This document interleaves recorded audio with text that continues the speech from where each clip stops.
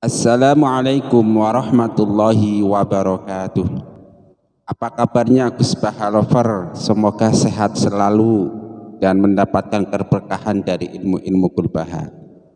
Apa kabarnya Muhibbin Gus Baha? Mudah-mudahan sehat selalu dan mendapatkan keberkahan dari ilmu-ilmu Gus Baha. Allahumma amin. Allahumma sholli ala Muhammad. Gus Bahalover, seperti biasa saya hanya akan curhat saja. Begini Gus Bahalover, seperti yang sering saya bilang bahwa pengajian-pengajian Gus Baha selalu membuat saya mau berpikir kembali, mau belajar kembali. Nah, salah satu materi ceramah Gus Baha yang membuat saya mau belajar kembali, mau berpikir kembali adalah ceramah beliau yang seperti mengagetkan saya yaitu ceramah tentang kata-kata beliau, saya tidak takut mati su'ul khotimah. Masa sih kan begitu? Maksudnya begini, sejak kecil itu sudah terlanjur terpatri di pikiran saya bahwa kita itu harus takut mati su'ul khotimah. Kenapa? Karena kalau mati su'ul khotimah nanti akan sengsara abadi selamanya di akhirat. Harus takut tuh. Nah, tiba-tiba Gus Baha muncul dengan narasi saya tidak takut su'ul khotimah. Kan kaget, masa sih? Kan gitu. Mau menyalahkan nggak mungkin karena beliau al-alim al-alamah dan favorit saya. Tidak menyalahkan ternyata kata-kata itu bertentangan dengan faham saya dan nurani saya. Lalu gimana dong kan gitu. Yang satu. Yang kedua yang mengagetkan saya bahwa dari kecil saya sudah terlanjur belajar bahwa semua takdir Allah itu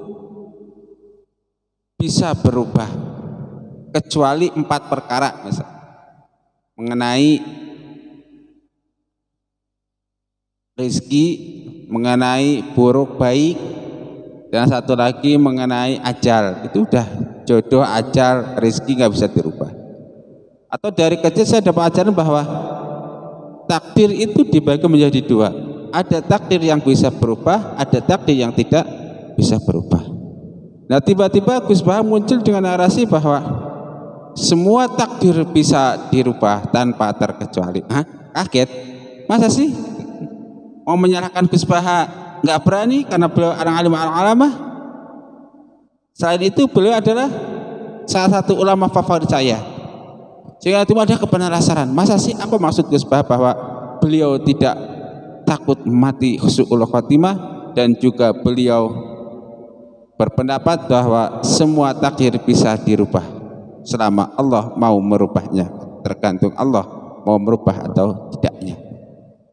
Nah, maka kemudian saya dengarkan ceramah demi ceramah Gus Baha dengan teliti.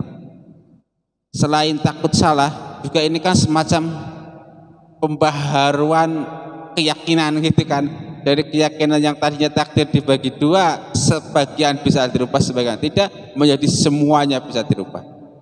Kemudian perubahan keyakinan dari harus takut su'ul khotimah menjadi tidak boleh takut su'ul khotimah. Nah, lalu gimana nih? Nah, akhirnya saya coba dengarkan ceramah demi ceramah Gus Baha yang berkaitan dengan ini. Kemudian saya kumpulkan dalil-dalil beliau dalam ceramah-ceramah itu yang berkaitan dengan masalah ini. Hingga akhirnya saya menemukan kurang lebih sekitar 16 dalil yang mungkin bisa saja digunakan oleh Gus Baha untuk berani mengatakan saya tidak takut mati su'ul khotimah, untuk berani mengatakan bahwa semua takdir bisa dirubah oleh Allah Subhanahu wa ta'ala. Apa ke-16 dalil tersebut? Yang pertama pendapat Imam Al-Ghazali, B pendapat dalil surat Ar-Ra'd ayat 39, kemudian C manhaj Raja bin Ilmi Gus Baha, D barokah keutamaan majlis ilmu, E barokah silaturahmi, F barokah dermawan, G ikut Imam Tabari, C penjelasan dalam tafsir Baghawi, I tafsir Ibnu Katsir, C tafsir Ibnu Mas'ud, K ikut doa Sayyidina Umar, L ikut doa Ibnu Mas'ud, M hadis doa bisa menolak qadha dan kebaikan menambah rezeki, N hadis doa menolak qadha dari kebaikan dan kebaikan menambah umur, O hadis doa bermanfaat untuk sesuatu yang sudah terjadi dan yang belum, P hadis doa menolak bala. 16. Nah, karena saking panjangnya ini ya, nanti mungkin di dalam deskripsi video ini tidak termuat secara utuh. Coba sekarang kita lihat satu persatu dalil Gus Baha, ke-16 dalil Gus Baha tentang saya tidak takut mati husnul khotimah. Sekarang ini pendapat Imam Al-Ghazali. Sebenarnya yang utama, Gus Baha mengatakan saya tidak takut mati husnul khotimah itu mengikuti pendapat Imam Al-Ghazali. Di zaman hidup beliau, Imam Al-Ghazali pernah mendapat kritikan dari banyak ulama-ulama sejamannya karena kata-kata ini. Kemudian Imam Al-Ghazali menjelaskan apa yang dimaksud beliau itu tidak takut su'ul khotimah. Beliau menjelaskan bahwa ketetapan Allah itu ada yang khotimah akhir, ada yang sabiqoh awal. Nah, hakikatnya apa yang terjadi di akhir itu adalah sesuai dengan ketentuan Allah pada zaman ajali, yaitu sabiqoh. Nah, kalau di zaman sabiqoh sudah semuanya sudah ditakdirkan oleh Allah, semua sudah ditulis oleh Allah, ngapain di sini takut lagi? Karena pada hakikatnya yang harus ditakuti itu bukan pada akhir, pada takdir yang akhir ini akhir kehidupan, tetapi yang harus ditakuti adalah takdir as-sabiqoh. Nah, bedanya kalau kita misalnya di zaman ajali kita sudah ditakdirkan meninggal dalam keadaan husnul khotimah, udah nggak ada masalah kalau itu kan. Nah, misalnya kalau pada zaman ajali kita sudah ditakdirkan meninggal su'ul khotimah, na'udzubillah min dzalik misalnya. Nah, maka nanti yang terjadi su'ul khotimah pun sesuai dengan yang sabiqoh. Nah, maka yang harus ditakuti kata Imam Al-Ghazali sesungguhnya adalah takdir as-sabiqoh ini. Ketentuan-ketentuan Allah yang sudah Allah catat pada zaman azali as-sabiqoh ini. Nah, lalu ini yang menarik, Pak. Nah, kalau semua catatan sudah ditentukan di awal, justru alhamdulillah kalau ternyata kita ditentukan su'ul khotimah pada zaman ajali, alhamdulillah. Kenapa? Karena kita sekarang masih hidup, berarti masih punya kesempatan untuk negosiasi dengan Allah supaya menghapus ketentuan su'ul khotimah tersebut diganti dengan husnul khotimah. Paham ya? Jadi ceritanya begini, kalau ketentuan su'ul khotimah Allah di akhir hayat kita, udah kita nggak bisa ngapa-ngapain lagi, nggak bisa doa, nggak bisa apa-apa lagi, kita meninggal dalam keadaan su'ul khotimah, na'udzubillah min dzalik. Tetapi kalau ketentuan su'ul khotimah itu sesuai dengan as-sabiqoh zaman azali, nah maka kita itu masih punya waktu untuk negosiasi dengan Allah supaya merubah takdir kita yang su'ul khotimah menjadi husnul khotimah, ya kan? Lalu bagaimana cara merubahnya? Nah, cara merubahnya kan banyak sekali dalil. Misalnya kalau Sayyidina Umar dan Ibnu Mas'ud itu kan dengan cara berdoa, misalnya doa Sayyidina Umar yang isinya kira-kira begini, ya Allah, seandainya aku telah Engkau tetapkan sebagai orang-orang yang husnul khotimah misalnya, maka tetapkanlah. Tetapi jika aku telah Engkau tetapkan su'ul khotimah, maka rubahlah ketetapan tersebut supaya menjadi husnul khotimah, karena Engkaulah zat yang maha bisa merubah dan menetapkan segala keputusan Engkau. Kayak begitu. Itu ada satu ya, jelas beliau mengikuti pendapat Imam Ghazali. Jadi ternyata Imam Ghazali juga pernah membuat narasi tidak takut su'ul khotimah, tetapi justru yang harus ditakuti adalah su'ul sabiqah, su'us sabiqah. Nah, tetapi kalau sampai terjadi su'us sabiqah kita, nah kita masih punya kesempatan untuk memperbaikinya, untuk negosiasi dengan Allah supaya keputusan dirubah menjadi husnul khotimah. Itu satu alasan kenapa. Jadi yang harus ditakuti bukan su'ul khotimah tetapi su'us sabiqah. Nah, tapi kan masalahnya kita kemudian ada ulama yang membantah Gus Baha. Lah Gus, pan takdir katanya nggak bisa berubah. Jawaban Gus Baha, atas siapa nggak bisa dirubah? Kalau Allah itu maha bisa merubah, kalau kamu memang nggak bisa merubah. Atau candaan, apa kamu ingin takdir su'ul khotimah kamu nggak bisa dirubah Allah? Nah, diam tuh. Nah, dalil yang kedua adalah dalil Al-Quran surat Ar-Ra'd ayat 39, yaitu yamhullahu ma yasha'u wa yuthbit wa indahu ummul kitab. Artinya Allah menghapus dan menetapkan apa yang Dia kehendaki, di sisinya terdapat ummul kitab atau lauhul mahfuz. Quran surat Ar-Ra'd ayat 39. Nah ini. Nah, dalam mempertahankan pendapatnya, Gus Baha itu menyebutkan dalil dari Al-Quran surat Ar-Ra'd biasanya begitu membacanya kalau saya, yaitu yamhullahu ma yasha'u wa yuthbitu. Yamhu itu Allah menghapus apa yang Dia kehendaki dan menetapkan apa yang Dia kehendaki. Termasuk yang bisa dihapus dan ditetapkan oleh Allah adalah qadha pada zaman ajali itu. Ya kan? Iya. Ya kalau sebagian ulama kan berpendapat qadha di zaman ajali itu sebagiannya tidak bisa dirubah, seperti bahagia dan celaka itu tidak bisa dirubah. Sebagian ulama, Gus Baha memilih pendapat bahwa yamhullahu ma yasha'u wa yuthbitu itu umum, semuanya qadha Allah di zaman ajali bisa dirubah tanpa pengecualian. Allah tetap bisa merubah sabiqah. Begitu. Jelas ya, itu dalil kedua yang diucapkan oleh Gus Baha tentang kenapa beliau tidak takut mati.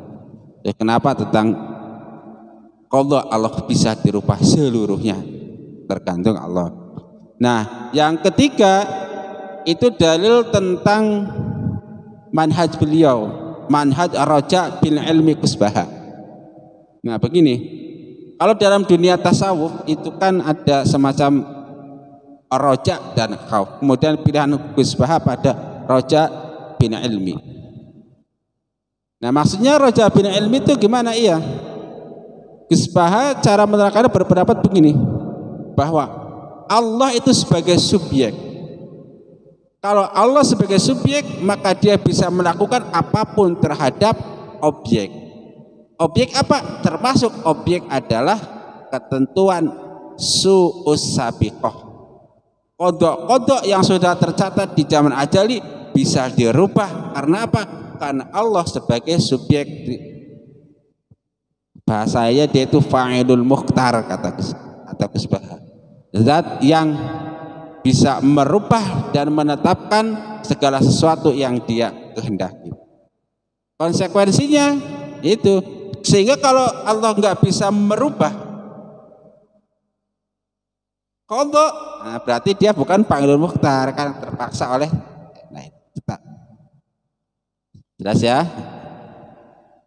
Itu menempatkan. Jadi prinsip manhaj Raja Gus Baha itu dalam beberapa video dia itu, kita harus terlatih menempatkan Allah sebagai subjek atau fa'ilun mukhtar, yaitu zat yang berkuasa atas segala alam sesuatu, termasuk berkuasa merubah su'ul khotimah menjadi husnul khotimah.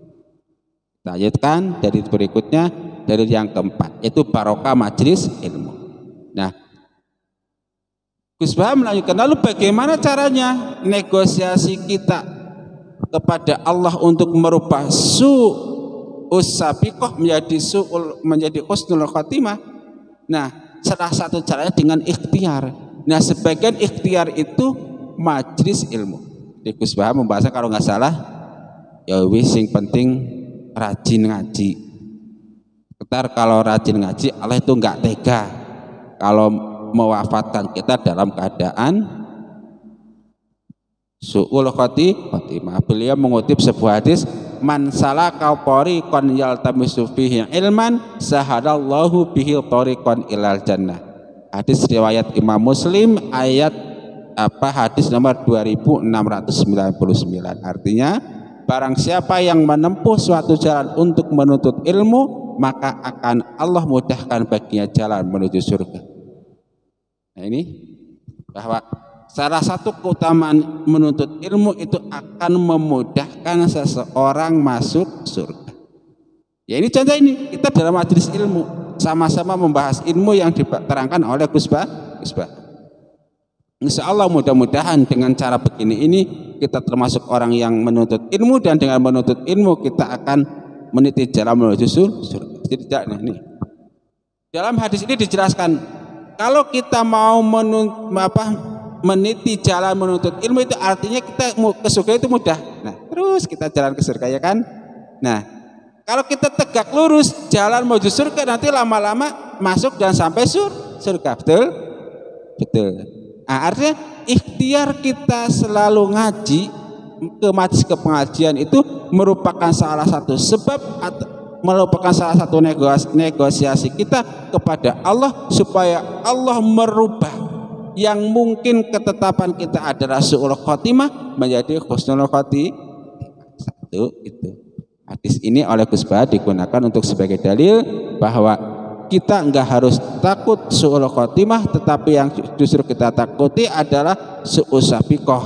Nah, seandainya pada su'us sabiqah untuk merubahnya kita bisa melakukan ikhtiar dengan cara menuntut ilmu. Salah satu dalilnya itu. Nah, dalil ini, hadis ini juga menunjukkan bahwa qada Allah di zaman ajali as-sabiqah itu pada umul kitab sekalipun bisa berubah. Salah satu dalilnya ini seperti yang tadi dijelaskan. Nah, yang kedua itu tentang barokah silaturahmi. Nah, kita itu ini salah satu hadis yang masyhur lah, misalnya kalau kita kepengen dipanjangkan umur harus rajin silaturahmi. Kalau kita pengen diluaskan rezekinya silaturahmi, dan lain-lain. Nah, di sini dalam sebuah hadis dikatakan qallallahu anar rahimu wa hiyar rahimu. Syafaqtulaha isman min ismi man wasolaha wasoltuhu wa man qata'aha bit tuhu. Apa ini? Ha. Hadis riwayat Imam Abu Dawud nomor 1694 dan hadis Tirmidzi nomor 2019. Artinya Allah Azza wa Jalla berfirman, aku adalah Ar-Rahman dan dia adalah Rahim. Aku mengambilnya dari namaku, barang siapa yang menyambungnya niscaya aku akan menjaga haknya, dan barang siapa yang memutuskannya niscaya aku akan memutus dirinya. Hadis riwayat Abu Dawud nomor 1694 dan hadis Imam Tirmidzi nomor 2019. Nah, ini. Nah, salah satu ikhtiar kita untuk meninggal dalam keadaan husnul khotimah adalah memperbanyak silaturahmi. Itu standar terangan itu. Salah satu usaha kita untuk merubah su'us sabiqah adalah silaturahmi. Maksudnya gimana? Maksudnya kalau kebetulan di zaman ajali kita dicatat meninggal su'ul khotimah, maka masih bisa kita rubah dengan cara silaturahmi itu. Kalau Allah sudah berkehendak merubahnya, ya berubah. Tuh. Selanjutnya tuh barokah dermawan. Dari berikutnya, ini berdasarkan sebuah hadis, as-sakhiyyu qaribun minallah qaribun minan nas ba'idun minan nar. Salah satunya betul yang ceramah Gus Bah yang saya bisa dengar itu ceramah Gus Bah yang mengatakan barokah dermawan. Sakho itu bisa menjadi negosiasi kita dengan Allah untuk merubah su'us sabiqah. Kemudian saya cari hadisnya tentang itu, menemukan sebuah hadis ini, itu hadis Tirmidzi nomor 1194 1961 yang berbunyi as-sakhiyyu qaribun minallah qaribun minan nas ba'idun minan. Nah, artinya apa? Artinya kalau kita dermawan kepada orang lain itu bisa membuat kita itu dekat dengan Allah, dekat dengan manusia, dan jauh dengan neraka. Nah kalau kita nggak masuk neraka berarti kemungkinan kita masuk surga. Kalau masuk surga berarti kita itu husnul khotimah. Dengan kata lain bahwa bersedekah, sifat dermawan dan sejenisnya itu bisa menjadi salah satu ikhtiar kita untuk negosiasi dengan Allah supaya Allah merubah su'us sabiqah. Kita lanjutkan. Nah ini pendapat Imam Tabari. Nah Imam At-Tabari dalam menafsirkan ayat yamhullahu ma yasha'u wa yuthbit wa indahu umul kitab, yaitu surat Ar-Ra'd ayat 39, beliau itu menjelaskan bahwa dalam hal yamhullahu ma yasha'u wa yuthbit itu ada 6 pendapat. Nah salah satu pendapat yang cocok dengan pendapat Gus Baha itu pendapat nomor 3 kalau nggak salah, yang mengatakan bahwa semua qada Allah bisa dirubah tanpa terkecuali. Coba saya sebutkan, mudah-mudahan nggak salah ke 6 itu. Itu pendapat pertama, itu semua qada Allah bisa berubah kecuali tentang bahagia dan celaka, tentang hidup dan mati nggak bisa berubah. Pendapat yang kedua, semua qada Allah bisa berubah kecuali yang di catatan umul kitab. Yamhullahu ma yasha'u wa yuthbit, semua qada Allah bisa dirubah, wa indahu umul kitab, dan Allah di sisinya ada umul kitab. Yang di umul kitab itu yang tidak bisa berubah, menurut pendapat yang kedua. Menurut pendapat yang ketiga ini yang semuanya, semua qada Allah di zaman ajali bisa berubah tanpa terkecuali. Kalau yang pendapat pertama kan mengecualikan bahagia dan celaka, kemudian mengecualikan hidup dan mati. Pendapat yang kedua mengecualikan catatan Allah yang berada di umul kitab. Nah, pendapat ketiga ini tanpa pengecualian.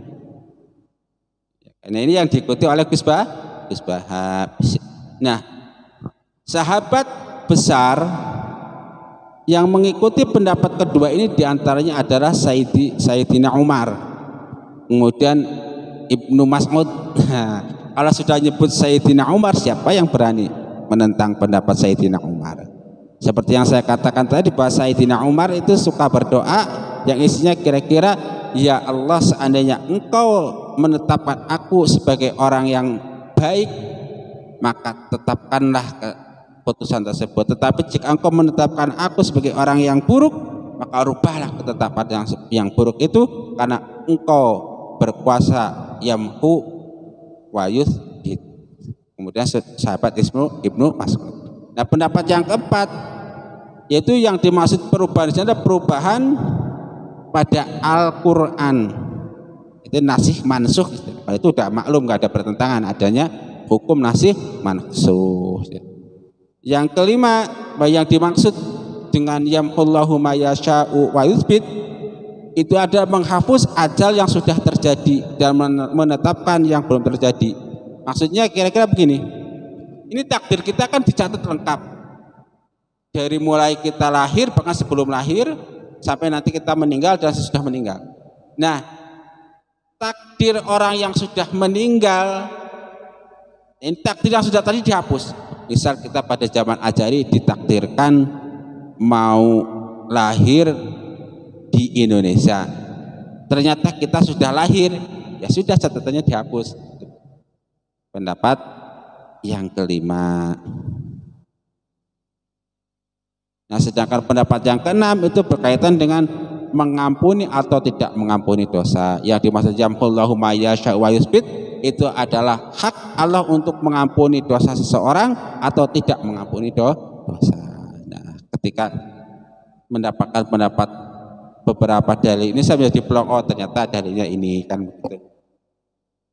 Nah, itu dalil Imam At-Tabari dalam tafsirnya, tafsir Tabari mengenai surat Ar-Ra'd ayat 39. Insya Allah pendapat yang nomor 3 sesuai dengan pendapat Gus Baha, sesuai dengan pendapat Imam Ghazali, sesuai dengan pendapat Sayyidina Umar, sesuai dengan pendapat Ibnu Mas'ud dan sahabat-sahabat lainnya yang sangat banyak. Nah, kita lanjutkan. Nah, ternyata pendapat yang diutarakan oleh Imam Tabari tersebut juga diamini oleh Imam Al-Baghawi dalam tafsir Baghawinya. Dalam tafsir Baghawi, tetapi sumbernya sama, yaitu dari Sayyidina Umar dan juga dari sahabat Ibnu Mas'ud. Yang intinya itu bahwa dalam tafsir Tabari dijelaskan pendapat yang sesuai dengan Gus Bah tadi itu, bahwa semua qada Allah bisa berubah tanpa kecuali. Selanjutnya adalah dalil berdasarkan tafsir Ibnu Katsir. Nah, dalam tafsir Ibnu Katsir ini juga diriwayatkan tentang doa Sayyidina Umar dan doa Ibnu Mas'ud tadi itu. Terus dalam tafsir Ibnu Mas'ud juga sama.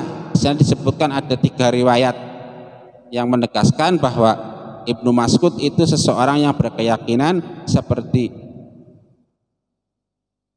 Gus Baha tadi itu kan. Nah, sekarang kita lanjutkan. Nah, doa Sayyidina Umar itu dasar yang berikutnya, ada doa Sayyidina Umar. Di mana Sayyidina Umar itu sering berdoa, Allahumma in kunta katabtani fi ahli sa'adah fa asbitni fiha wa in kunta katabta alayya al-dzamba wasyik wata famhuni wa asbitni fi ahli sa'adah. Ada salah harokat, mohon maaf, bukan ahlinya gitu. Fa innaka tamhu ma tasya'u wa tusbit wa indaka umul kitab, yang kalau nggak salah kira-kira begitulah. Jadi Sayyidina Umar itu berdoa, ya Allah, seandainya kodok saya di zaman ajali adalah baik, maka tetapkanlah kebaikan tersebut. Tetapi seandainya saya ditetapkan sebagai orang yang tidak baik atau su'us sabiqah, maka rubahlah ketetapan tersebut sehingga menjadi husnul khotimah. Nah, kemudian doa Ibnu Mas'ud juga begitu, yang kemudian menjadi dalil Gus Baha. Allahumma in kunta katabtani fi ahli syaqai famhuni wa asbitni fi ahli sa'adah. Kata Ibnu Mas'ud, ya Allah, seandainya engkau sudah menetapkan aku sebagai ahli yang celaka, maka hapus saja, kemudian tetapkan aku sebagai orang yang baik, kan begitu. Selanjutnya adalah hadis-hadis tentang keutamaan doa yarudul qadha. Misalnya dalam hadis yang diriwayatkan oleh Imam Hakim dari Sauban, status hadis sahih, dikatakan ad-du'a'u yarudul qadha'a wa innal birra yazidu fir rizqi wa innal abda la yuhramur rizqa. Doa ini menolak qadha, dan sesungguhnya kebaikan itu menambahkan rezeki. Sesungguhnya seorang hamba bisa dihalangi rezekinya sebab dosa yang diperbuatnya. Hadis riwayat Hakim dari Tauban, satu hadisnya sahih. Nah, ini cerita saja. Sebelum ini saya itu sedang menulis sebuah buku tentang kumpulan zikir dan doa, sampai pada bab menjelaskan tentang ad-du'a'u yarudul qadha. Nah, sampai di sini itu saya bingung. Kan biasanya sudah ditulis, kemudian saya rekam seperti ini, saya upload ke YouTube. Nah, mau merekam, mau upload, saya belum berani, karena belum berani menerangkan ad-du'a'u yarudul qadha. Kenapa ya? Karena pada satu sisi saya mendapatkan ajaran bahwa qadha Allah yang sudah ditentukan dalam azali nggak bisa berubah. Satu poin. Tapi pada saat ini saya mendapatkan hadis ad-du'a'u yarudul qadha. Doa itu bisa menolak qadha. Dalam arti apa? Kalau di sini ditentukan sabiqah, tenang saja, kita berdoa supaya dirubah oleh Allah Subhanahu wa ta'ala. Hingga kemudian bertemulah saya dengan pendapat Gus Baha yang menerangkan ini, bahwa qadha itu bisa dirubah. Mantap, saya menerangkan. Nah, tentu kalau ad-du'a'u yarudul qadha ini pemahaman ada 6 tadi itu, ya kan? Nah, kalau yang memahami seperti Gus Bahabas qadha bisa dirubah, ya udah bebas, nanti Allah Fa'ilul Mukhtar merubah dan menetapkan yang dia kehendaki. Tapi kalau yang bertetapkan ada pengecualian, berarti yang bisa berubah itu semua qadha kecuali yang 4 tadi itu, baik buruk, kemudian hidup mati. Yang pendapat yang lainnya yang mengatakan semuanya bisa berubah kecuali yang di Lauhil Mahfuz, yaitu umul kita. Itu hadis, satu hadis. Kemudian ada hadis lain lagi yang mengatakan doa menolak qadha dan kebaikan menambah umur. La yaruddul qadha illa du'a wa la yazidu fil ulmi illa birru. Hadis ini kalau Anda dalam kitab Jami'us Shaghir atau dalam kitab syarahnya itu Fathul Qadir, Anda bisa membaca pada hadis nomor 9968. Nah, kebetulan baru saya tulis, mau saya upload belum berani ketemu dengan makalah Gus Baha. Saya tinggal copy paste di sini ya, kira-kira begitu. Pas banget lah istilahnya. La yaruddul qadha illa du'a'u. Tidak bisa menolak qadha kecuali doa. Dalam artian bahwa kita punya sesuatu untuk meminta kepada Allah supaya Allah merubah qadha kita yang jelek menjadi baik, yaitu doa. Maksudnya doa jelek Allah bisa kita tolak, bisa kita negosiasikan dengan Allah melalui doa. Contoh doanya tadi yang diucapkan oleh Sayyidina Umar dan yang diucapkan oleh Sayyidina Ibnu Mas'ud, atau yang diucapkan oleh Gus Baha dalam video, nanti saya cantumkan linknya supaya Anda persis bisa mendengarkan ceramah beliau tentang tidak takut mati su'ul khotimah dan qadha itu bisa dirubah. Kita lanjutkan, dalil berikutnya adalah hadis tentang doa bermanfaat untuk sesuatu yang sudah turun dan sesuatu yang belum terjadi. Qala Rasulullah sallallahu alaihi wasallam, ad-du'a'u yanfa'u mimma nazala wa mimma lam yanzil, fa'alaikum ibadallah bidu'a'i. Hadis riwayat Hakim dari Ibnu Umar, status hadis ini sahih. Anda bisa membaca hadis ini dalam kitab Jami'us Shaghir nomor 4264 atau dalam kitab Fathul Qadir syarah dari Jami'us Shaghir hadis nomor 4264.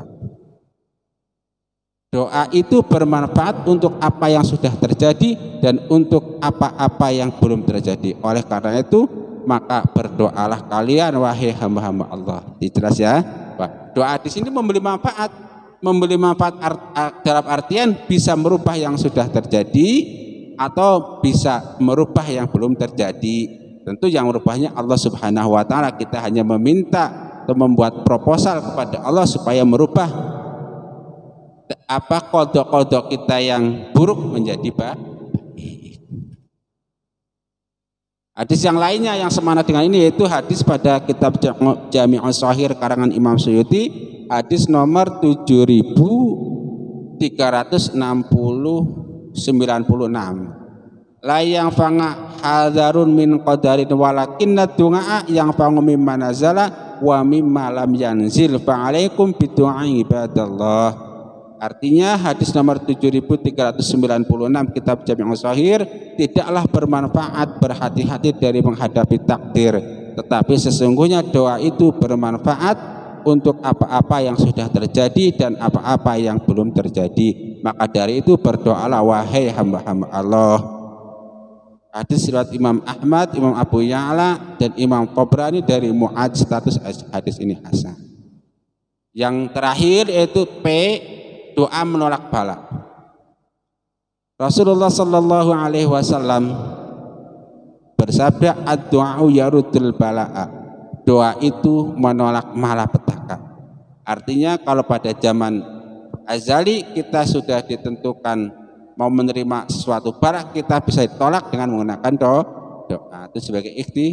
Jadi kesimpulannya kita sekarang menjadi tahu bahwa kita enggak perlu takut su'ul khotimah, tetapi justru yang kita takutkan adalah su'us sabiqah. Nah, kalau su'us sabiqah enggak masalah. Karena apa? karena kita masih hidup dan masih punya kesempatan untuk bernegosiasi dengan Allah supaya Allah merubah su'ul sabiqah itu nanti menjadi husnul sabiqah dan menjadi husnul khotimah. Lalu apa yang bisa kita lakukan supaya Allah merubah su'ul sabiqah menjadi husnul sabiqah dan husnul khotimah? Di antaranya seperti yang disebutkan Gus Baha adalah silaturahmi misalnya, doa misalnya, kemudian majlis ilmu misalnya, dan lain-lain. Jelas ya? Sehingga kita sekarang menjadi terbuka. Mungkin saya yakin sebagian Gus Baha lover ada yang punya pemahaman seperti saya bahwa qadha Allah semuanya tidak bisa dirubah kecuali yang 4 perkara tadi itu. Kecuali yang itu begitu. Nah, dengan mendapatkan penjelasan dari Imam Tabari kita menjadi gamblang. Jadi yang berpendapat A ada dalilnya, berpendapat B ada dalilnya, berpendapat C seperti Gus Baha juga ada dalilnya. Jadi peluang hidup kita menjadi longgar. Kita santai aja. Ternyata pemahaman kita selama ini nggak salah dan apa yang dikemukakan Gus Baha juga ternyata cocok dengan yang kita harapkan. Kira-kira begitu. Ya, mudah-mudahan bermanfaat. Nah, nanti bagi saudara-saudara Gus Baha lover yang pengen mendengarkan langsung ceramah beliau, saya sertakan linknya di bawah. Mudah-mudahan tidak terlalu penuh deskripsinya nanti. Dan jangan lupa sesama muhibbin Gus Baha dan Gus Baha lover, like dan subscribe channel kami supaya cepat berkembang dan semangat dalam menyebarkan pemikiran-pemikiran Gus Baha. Allahumma amin. Rabbana taqabbal minna innaka antas samiul alim wa tub alaina innaka antat tawwabur rahim. Subhanakallahumma wa bihamdika asyhadu an la ilaha illa anta astaghfiruka wa atubu ilaik. Wa afa minkum. Wassalamu alaikum warahmatullahi wabarakatuh.